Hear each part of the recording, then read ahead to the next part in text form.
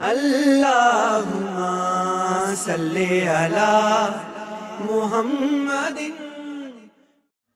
رب اشرح لی صدری ویسر لی امری واحلل عقدۃ من لسانی یفقہوا قولی۔ السلام علیکم ورحمۃ اللہ وبرکاتہ۔ آج ہم اللہ رب العزت کے بہت جلیل القدر پیغمبر حضرت نوح علیہ السلام کا قصہ آپ کو سنائیں گے انشاءاللہ تعالی۔ حضرت نوح علیہ السلام توحید الہی کے پہلے داعی تھے۔ اللہ تعالیٰ نے حضرت نوح علیہ السلام کو اس وقت نبوت سے سرفراز فرما کر مبعوث فرمایا جب بتوں اور شیطانوں کی پوجا شروع ہو گئی تھی۔ لوگوں نے کفر اور گمراہی کا رستہ اختیار کر لیا تھا۔ سب سے پہلے حضرت نوح علیہ السلام کی قوم نے بزرگوں کے بت بنا کر ان کی پوجا شروع کی اور اللہ وحدہ لا شریک کے ساتھ شرک کے مرتکب ہوئے۔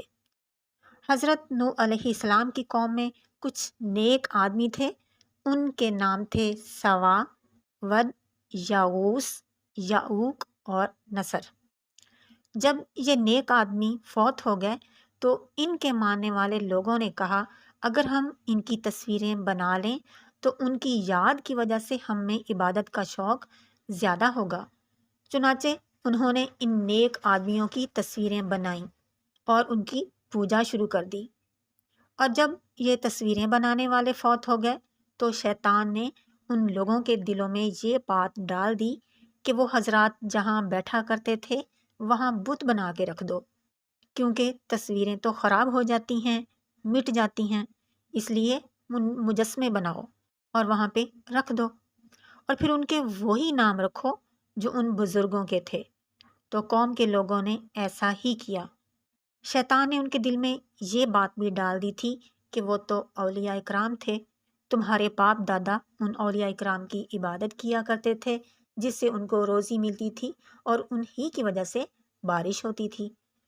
چنانچہ ان لوگوں نے اپنے بزرگوں کے بت بنا کر ان کی پوجا شروع کر دی۔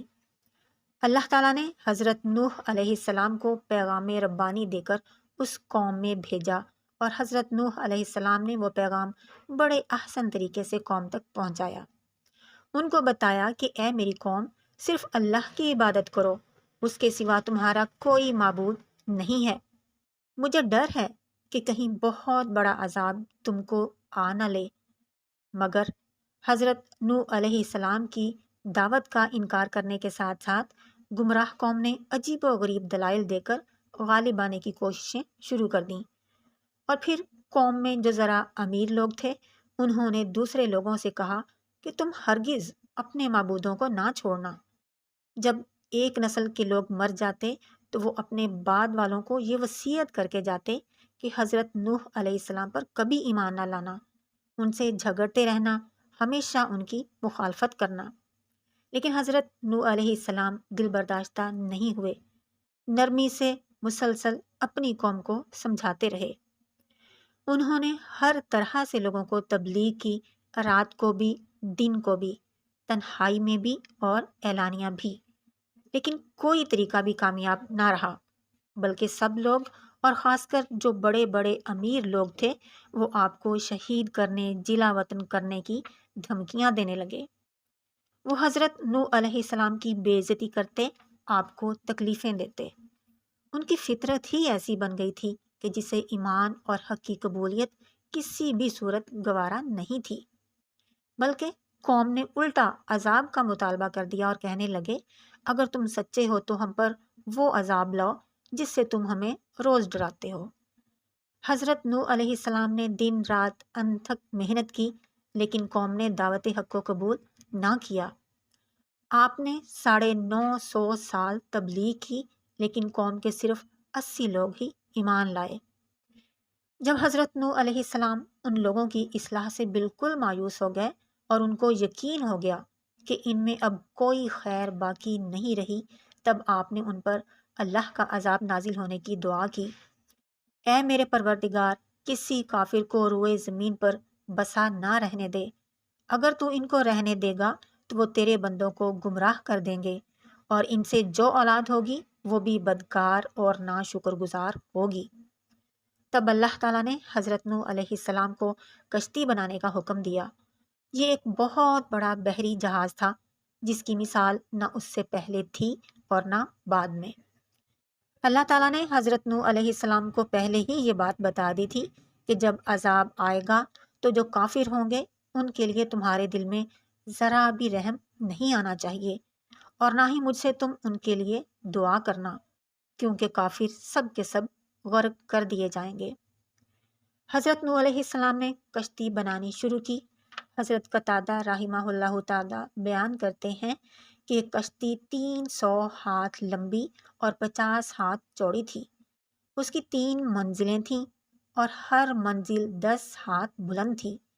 نچلی منزل مویشیوں اور جنگلی جانوروں کے لیے تھی، درمیانی منزل انسانوں کے لیے اور اوپر والی منزل پرندوں کے لیے تھی۔ حضرت نوح علیہ السلام کو کشتی بناتے دیکھ کر ان کی قوم کے لوگ آپ کا مذاق اڑاتے، ہنستے اور کہتے کہ دیکھو ذرا اس کو، یہ تو دیوانہ ہو گیا ہے، کبھی خشکی میں بھی کشتی چلی ہے۔ لیکن حضرت نوح علیہ السلام مسلسل اپنے کام میں لگے رہے اور کشتی کو مکمل کیا۔ اللہ تعالیٰ نے حضرت نوح علیہ السلام کو عذاب کے شروع ہو جانے کی نشانی بتا دی تھی کہ جب تنور سے پانی ابلنے لگ جائے تو سمجھ جانا کہ عذاب شروع ہونے والا ہے، یعنی آگ والے تنور سے پانی نکلنا شروع ہو جائے گا اور ساری زمین سے پانی نکلنے لگے گا۔ چنانچہ تنور سے جب پانی ابلنے لگا تو اللہ تعالیٰ نے حضرت نوح علیہ السلام کو حکم دیا کہ ہر قسم کے جاندار کا، جانوروں پرندوں کا ایک ایک جوڑا لے لو اور صرف مومن لوگوں کو کشتی میں سوار کرو، وہ چاہے گھر میں سے ہوں اور چاہے باہر سے۔ حضرت نوح علیہ السلام نے ایسا ہی کیا اور پھر یہ ہوا کہ پوری زمین سے پانی نکلنا شروع ہو گیا اور پھیلنا شروع ہو گیا۔ اللہ تعالیٰ نے آسمان سے ایسی بارش نازل کر دی جو زمین پر اس سے پہلے کبھی نہیں ہوئی تھی۔ چنانچہ اللہ تعالیٰ کی طرف سے حضرت نوح علیہ السلام کو حکم ہوا کہ تم اور تمہارے ساتھی اس کشتی میں بیٹھ جاؤ اور اللہ کی تعریف اور شکر کرو، کیونکہ اس نے یہ کشتی ان کے لیے مسخر فرمائی اور اس کے ذریعے سے ان کو نجات دی۔ کشتی ان سب کو لے کر طوفان کی لہروں میں چلنے لگی۔ لہریں ایسی تھیں جیسے بہت بڑے پہاڑ۔ اس وقت حضرت نوح علیہ السلام نے اپنے بیٹے کو پکارا جو ذرا کشتی سے دور تھا کہ ہمارے ساتھ سوار ہو جاؤ، لیکن آپ کا وہ بیٹا چونکہ کافروں کا ساتھی تھا، سرکش اور نافرمان تھا، کہنے لگا میں تو اس پہاڑ پر چڑھ جاؤں گا اور یہ مجھے اس طوفان سے بچا لے گا۔ اتنے میں ایک بہت بڑی طوفانی لہر آئی اور ان دونوں کے درمیان حائل ہو گئی اور وہ وہیں ڈوب گیا۔ کشتی طویل عرصہ تک چلتی رہی۔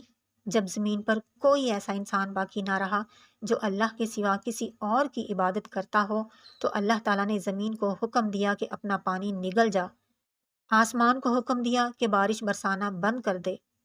جب زمین سے پانی خشک ہو گیا اور زمین پر رہنا چلنا ممکن ہو گیا تو حضرت نوح علیہ السلام کو حکم ہوا کہ وہ کشتی سے نیچے اتر آئیں، جو کہ ایک بہت بڑے مشہور پہاڑ جودی پر ٹھہر گئی تھی۔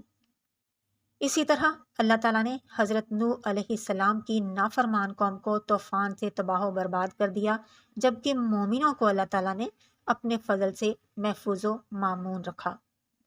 حضرت نوح علیہ السلام کے اس قصے سے ایک بات ہمیں پتہ چلتی ہے، اور وہ یہ کہ قرابت داری خواہ کتنی ہی گہری اور مضبوط کیوں نہ ہو، اگر ان میں ایمان نہیں ہے تو اس رشتہ داری کا کوئی فائدہ نہیں ہے۔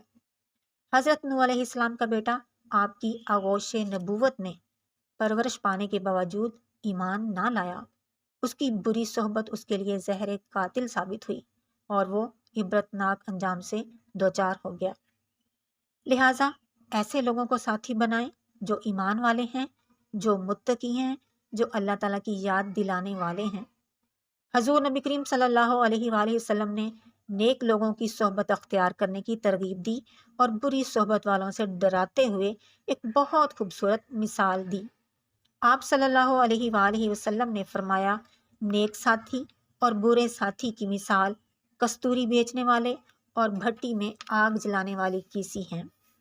کستوری بیچنے والا تمہیں تحفہ میں خوشبو دے گا یا تم اس سے خرید لو گے، یا پھر کم از کم تمہیں اس سے بہترین خوشبو آئے گی، جبکہ بھٹی میں آگ جلانے والا، پھونکے مارنے والا آپ کے یا تو کپڑے جلائے گا یا پھر آپ کو اس سے بدترین بو آئے گی۔ یہ صحیح مسلم کی حدیث ہے 2628۔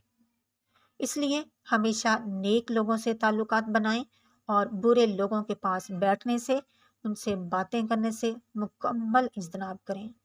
وما علینا الا البلاغ المبین۔